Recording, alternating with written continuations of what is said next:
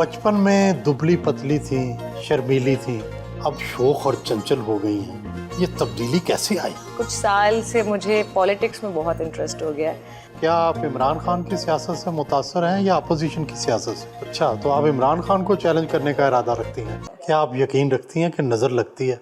बिल्कुल नज़र लगती है, नज़र लगती है।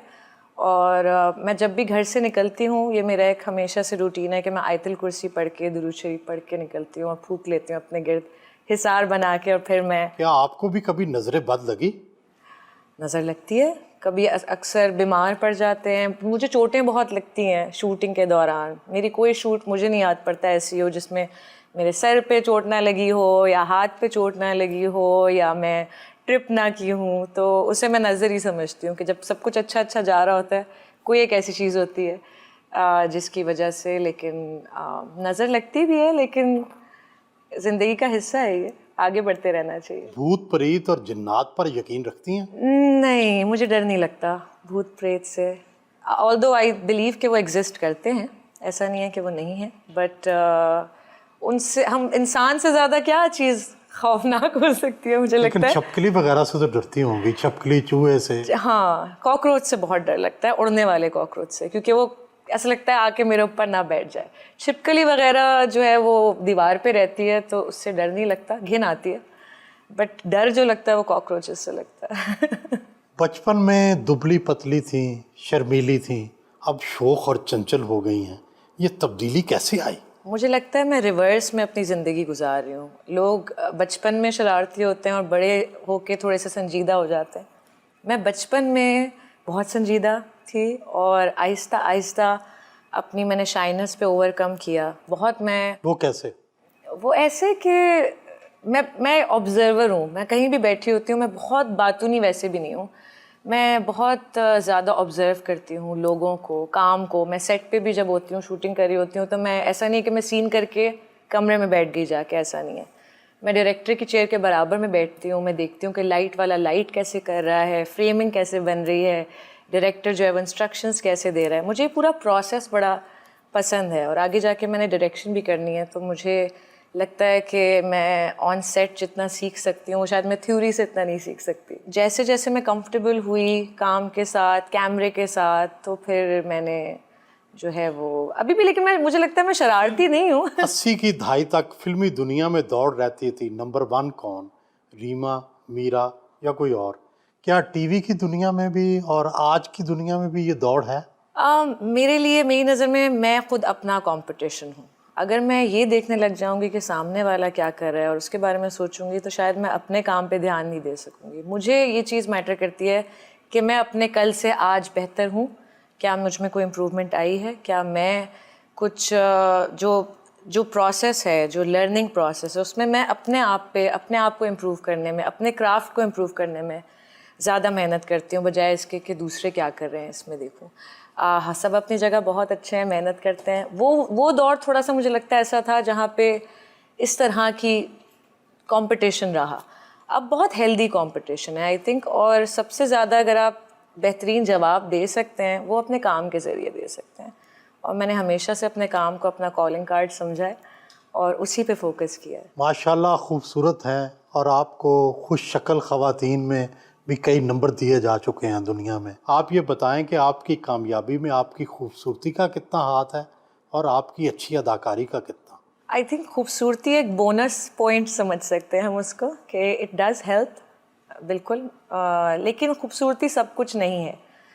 ऐसे बहुत सारे खूबसूरत चेहरे हैं, लेकिन अगर टैलेंट ना हो और उस टैलेंट को सही तरह से कैपिटलाइज ना किया जाए, उसको मैक्सिमाइज ना किया जाए, तो फिर उस खूबसूरती का कोई फ़ायदा नहीं है। आई थिंक मेरी नज़र में ये बहुत मैटर करता है कि टैलेंट होना बहुत ज़रूरी है और साथ साथ मेहनत और लगन, क्योंकि बहुत सारे लोग टैलेंटेड भी हैं लेकिन उनका वो वर्क एथिक नहीं है।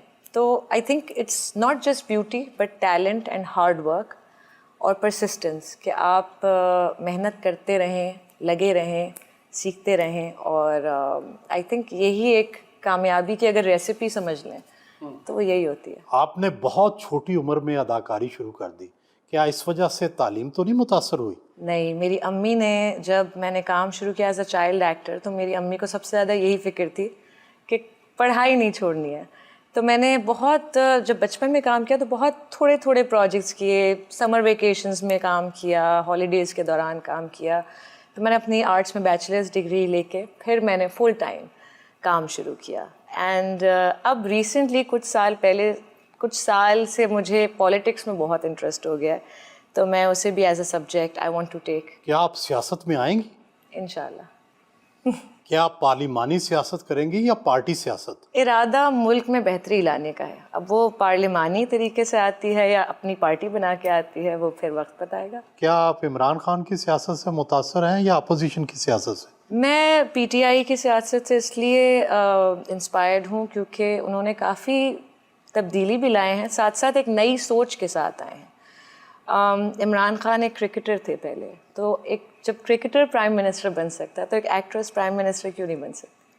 अच्छा, तो आप इमरान खान को चैलेंज करने का इरादा रखती हैं? चैलेंज नहीं, उनकी जगह किसी ने तो लेनी है आगे जाके, तो मैं भी एक उम्मीदवार बन सकती हूँ। वज़ीर आज़म की?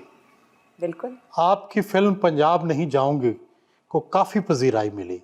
ये बताएं कि कराची की एक लड़की को पंजाब के कल्चर से जब वास्ता पड़ा तो उसको कैसा लगा? मेरे लिए हर रोल जो है, मैं उसके लिए बड़ा होमवर्क करती हूँ, मैं उसके लिए प्रेपरेशन करती हूँ, मैं अपने डायरेक्टर से डिस्कस करती हूँ।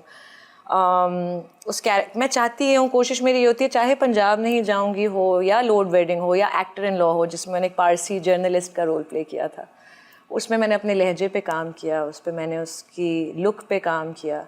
लॉर्ड वेडिंग के लिए मैंने अपनी नोज़ पियर्स कराई क्योंकि वो पंजाब की लड़की का एक रोल था, उसमें मुझे पंजाबी एक्सेंट भी रखना था, डायलेक्ट। वो मुझे टाइम चाहिए होता है, अराउंड 1 महीना प्री प्रोडक्शन के टाइम, ताकि मैं अपने कैरेक्टर को अच्छी तरह से उसमें रच बस जाऊँ। एंड इट रियली हेल्प्स, क्योंकि फिर वो जब कैरेक्टर बन के सामने आता है तो लोग बड़ा उसको, वो बिलीवेबल बन जाता है। कहते हैं कैरेक्टर एक लिबास की तरह होता है। क्या आप लिबास की तरह कैरेक्टर को ओढ़ती हैं या वो आपके अंदर भी रच बस जाता है और फिर उसको निकालना मुश्किल हो जाता है? सच बताऊं तो लिबास की तरह पहनती हूँ, लेकिन वो कहीं ना कहीं उस हर कैरेक्टर के जो किरदार मैंने प्ले किया, उसके कहीं ना कोई एलिमेंट मेरी पर्सनैलिटी का हिस्सा बन जाते हैं। और क्योंकि एक आर्टिस्ट बहुत इमोशनल बीइंग है, तो वो चीज़ें अफेक्ट भी बहुत करती हैं, काफ़ी अरसे तक वो चीज़ रहती है साथ।